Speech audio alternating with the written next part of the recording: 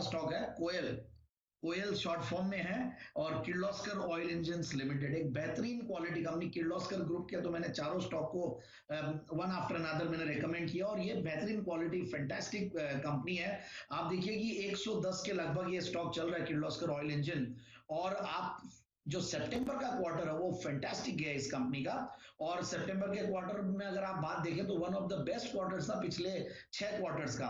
और ये book value से नीचे चल रहा है अपना ये स्टॉक, क्योंकि कुछ बीच में जो प्रोमोटर्स थे उनके ऊपर कुछ ये चल रहे थे सेबी के और कुछ इश्यूज, और बट ओवरऑल अब वो धीरे धीरे रिजॉल्व होते हुए दिख रहे हैं और मार्केट जानता है इस चीज को, ऑलरेडी डिस्काउंटेड है प्राइस में, इसीलिए टूटा हुआ भी है शेयर। बट ओवरऑल जिस तरीके का परफॉर्मेंस, जिस तरीके की क्रेडिबिलिटी आप देखें तो डबल रेटिंग वाली ये कंपनी है।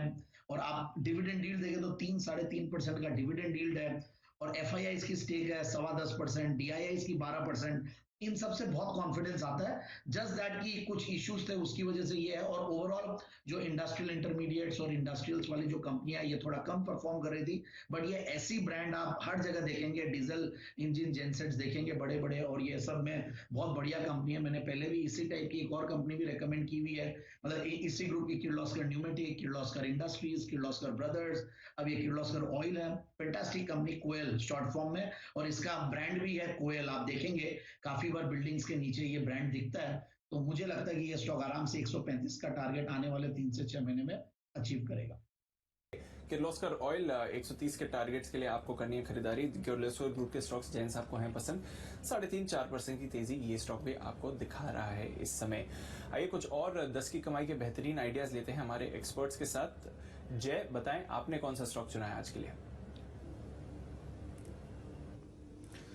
श्योर दीपांशु, अगर आप देखें तो मार्केट में एज एंटिसिपेटेड जो हिसाब से गिरावट आई है, मुझे ऐसा लग रहा है कि थोड़ा डिफेंसिव स्पेस में हमें एक अच्छा रुझान हमें देखने मिल सकता है। और अगर आज आप अगर देखें तो निफ्टी फार्मा इंडेक्स काफ़ी अच्छा कर रहा है। और निफ्टी फार्मा सेक्टर में से ही मेरे पास एक स्टॉक है सिप्ला। सिप्ला का 750 का कॉल ऑप्शन करीब 11.50-12 के आसपास ट्रेड कर रहा है। इसको लेकर चलना चाहिए। इसका पहला टारगेट बन रहा है 19 रुपये का, सेकेंड टारगेट बन रहा है 23 रुपये का। 19 एंड 23 ये दो टारगेट्स के लिए 750 का सिप्ला का कॉल ऑप्शन खरीदे। उसका रीजन ये है कि इसका दीपांशु लगभग मैं कहूंगा कि अगर आप देखें तो 12 तारीख से जो एक कंसोलिडेशन देखने मिल रहा है, क्लियरली ट्रायंगुलर पैटर्न फॉर्म हुआ है। और मुझे ऐसा लग रहा है कि एक अप मूव देखने मिल सकता है। ओवरऑल मीडियम टर्म ट्रेंड थोड़ा शायद वीक लग रहा है, बट शॉर्ट टर्म में मुझे ऐसा लग रहा है कि सिप्ला में 765 से लेके 775 तक के लेवल्स हमें देखने मिल सकते हैं। एंड वो लेवल्स आते तो हमारे टारगेट्स अचीव होने चाहिए। नीचे में जो स्टॉप लॉस प्लेस करना है दैट इज एट 8.90, 60 रुपये 90 पैसे पे स्टॉप लॉस लगा के ये वाला कॉल ऑप्शन हम खरीद के चल सकते हैं। Nifty pharma index I think till the expiry point of view थोड़ा एक अच्छा पॉजिटिव रुझान दिखा सकता है दीपांशु। बिल्कुल, तो फार्मा की तरफ रखिए नजर। फार्मा इंडेक्स डेज हाई पर है। कई सारे फार्मा स्टॉक्स आपको एक्शन में दिख रहे हैं। डिवीज लाइफ हाई पर है और सिप्ला पर खरीदारी की राय है जय की 750 का कॉल। बल्कि बैंक निफ्टी में थोड़ी मुनाफा वसूली और बढ़ती हुई दिखी। अभी थोड़ी देर पहले 29,000 के नीचे फिसला था बैंक निफ्टी, अब 29,000 के लेवल्स होल्ड करने की कोशिश कर रहा है। और निफ्टी ने भी अपनी सारी गेन्स गिव अप कर दी हैं और एकदम सपाट हो गया। तो थोड़ा रोटेशन बैंक से होते हुए दिख रहा है, बट डेफिनेटली फार्मा एक स्पेस है जहां पर एक्शन है। राकेश जी, कुणाल जी के पास भी चलते हैं और जान लेते हैं उनकी 10 की कमाई का आइडिया कौन सा है। बताएं सर। दिपांशु, हमारी 10 की कमाई का स्टॉक है BASF को खरीदने की राय है। करेक्शंस पर स्टॉक को खरीदें। काफी समय से स्टॉक चला नहीं है। अब जिस तरीके का फेज है, स्टॉक एक्यूमुलेशन फेज में चल रहा है और एक बार एक्यूमुलेशन फेज से निकलेगा तो एक बड़ा अपमूव देखने को मिलेगा। तो करेक्शंस पर BASF को एक्यूमुलेट करने की राय है। Over to Kunal ji.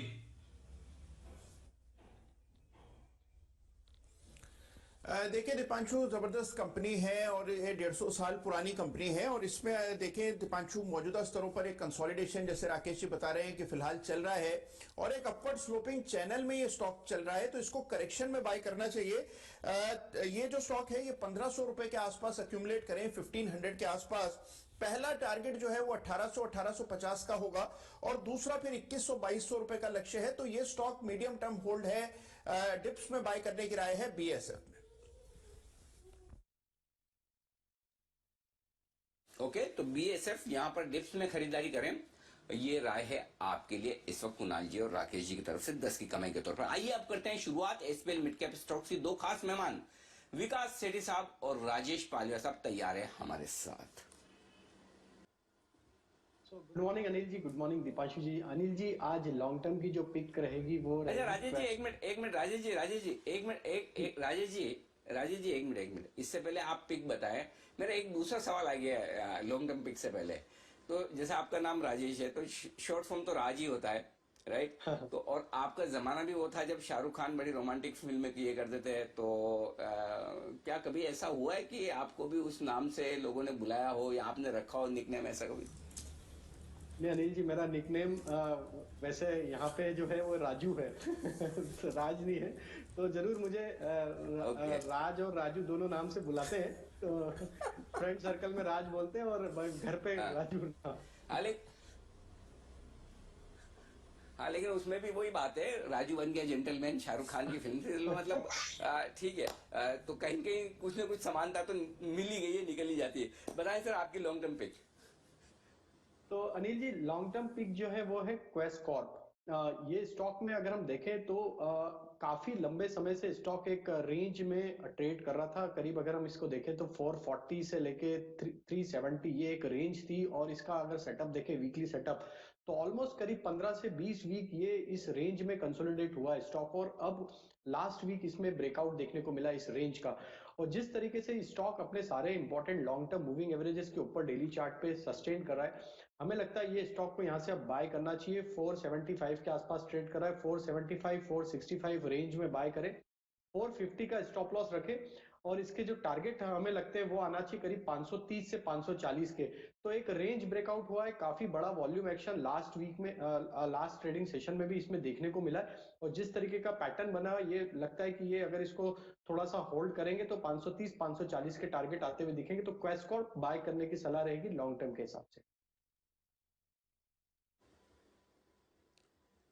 Okay, तो ये है आपके लिए क्वेस्ट कॉर्पोरेशन, यहां पर खरीदारी करने की राय है राजेश जी की तरफ से, खरीदारी करने के लिए आपसे। सेठी साहब गुड मॉर्निंग, स्वागत है आपका भी। आप पहले तो अपनी मुस्कुराहट का राज बताएं और उसके बाद बताएं आपकी लॉन्ग टर्म पिक।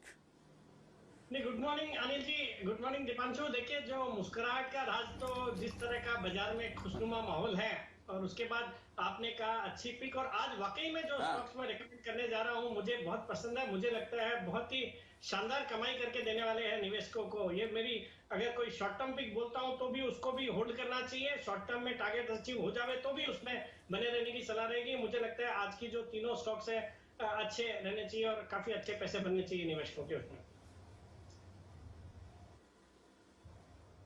तो बताएं सर, शुरुआत करिए लॉन्ग टर्म पिक के साथ। अनिल जी, जो आज की मेरी लॉन्ग टर्म पिक है, एक एमएनसी कंपनी है जो कि ग्लोबल लीडर है अपने स्पेस में। कंपनी का नाम है इंगरसोल रैंड। ये कंपनी कंप्रेसर्स, फिर इनोवेटिव और क्रिटिकल टेक्नोलॉजीज में है। ये कंपनी मोबाइल रेफ्रिजरेशन कंप्रेसर्स भी बनाती है। अब इसके कंटेक्स्ट में ये बोलना चाहूंगा कि अभी दुनिया भर में वैक्सीन की बातें हो रही है। वैक्सीन जब निकल जाएगी तो उसको ट्रांसपोर्ट करने के लिए जो ट्रांसपोर्टेशन का कारोबार रहेगा, जहां पे माना जा रहा है कि ये जो वैक्सीन है -80 डिग्री सेल्सियस, फाइजर बोल रहा है या मॉडर्ना बोल रहे हैं -20 डिग्री सेल्सियस के टेम्परेचर पे ट्रांसपोर्ट होगी। तो उस सेगमेंट में इनकी एक सब्सिडरी कंपनी है, थर्मोकिंग नाम है उसका, जो कि वर्ल्ड लीडर है मोबाइल रेफ्रिजरेटेड ट्रांसपोर्ट करने में। तो मुझे लगता है इस कंपनी को आने वाले दिनों के लिए बिल्कुल रडार पे रखना चाहिए। वैसे भी बहुत ही सॉलिड फंडामेंटल्स है। हाल ही में कंपनी ने एक डीलिस्टिंग का ऑफर दिया था 642 के प्राइस पे, जिसके आसपास ये स्टॉक अभी भी ट्रेड करता है, जो कि मैनेजमेंट सक्सेसफुल नहीं हुआ उस लेवल पे इसको डीलिस्टिंग करवाने में। बाकी आप देखेंगे तो डिविडेंड यील्ड है अराउंड 4.5% की, operating profit margin 16.5%, return on equity है 22% का, return on capital employed around 29% का, एक जीरो डेट कंपनी है और प्रोमोटर्स अराउंड 74%, जो इसकी यूएस बेस्ड प्रोमोटर है वो 74% ओन करती है। और डीआईएस भी इन्होंने लगातार अपनी हिस्सेदारी इस कंपनी में बढ़ा रहे हैं। तो मुझे लगता है ये आने वाले दिनों में, जैसे हमने जीएमएम फॉडलर में बहुत बड़ी तेजी देखी थी जब लॉकडाउन के बाद से, मुझे लगता है ये स्टॉक भी बिल्कुल रडार पे होना चाहिए। और ये जो ट्रांसपोर्ट, जो रेफ्रिजरेटेड ट्रांसपोर्ट करने में ये कंपनी काफी मददगार साबित हो सकती है। तो उस लिहाज से मुझे लगता है काफी अच्छे प्रोस्पेक्ट्स, और आने वाले दिनों में ये बिल्कुल सबके रडार पे आएगा। तो ये स्टॉक में खरीदारी करने की सलाह है। और इसका मेरा बहुत ही जल्दी 9 से 12 महीने में 900 रुपए का टारगेट है। ओके, के टारगेट के लिए इंगरसोल रैंड में करें खरीदारी। और ये मल्टीनेशनल कंपनी मुझे याद है मालामाल वीकली के फर्स्ट जो हमने सीरीज की थी उसमें हमने रिकमेंड भी किया था, और जहां तक मुझे याद है ये शायद कुणाल जी के पोर्टफोलियो में भी है, तो एक बार कुणाल जी से भी राय लेना तो बनता है। कुणाल जी, इंगरसोल है आपके पास? अनिल जी, जबरदस्त कंपनी है, मेरे पास बिल्कुल मेरे पोर्टफोलियो में है। और अनिल जी, हालांकि ये स्टॉक काफी वक्त से कंसोलिडेट कर रहा है अनिल जी, लेकिन मुझे इसके प्रोस्पेक्ट्स बहुत ही अच्छे लगते हैं। और अब विकास सेठी जी ने भी इस पर खरीदारी की राय दे दी है, तो मुझे लगता है कि और ऊपर के लेवल्स शर्तियां देखने को मिलेंगे। इसके लिए अनिल जी मेरा टारगेट 1000 रुपए का है, तो बहुत अग्रेसिव बड़े टारगेट्स के लिए इंगरसोल रैंड को बाय करें। लेकिन अनिल जी बिल्कुल ट्रेडिंग लायक शेयर नहीं है, इसमें अगर आप निवेश कर रहे हैं तो मध्यम से लंबी अवधि के लिए एक नजरिया बना करके पेशेंटली होल्ड करने की जरूरत है।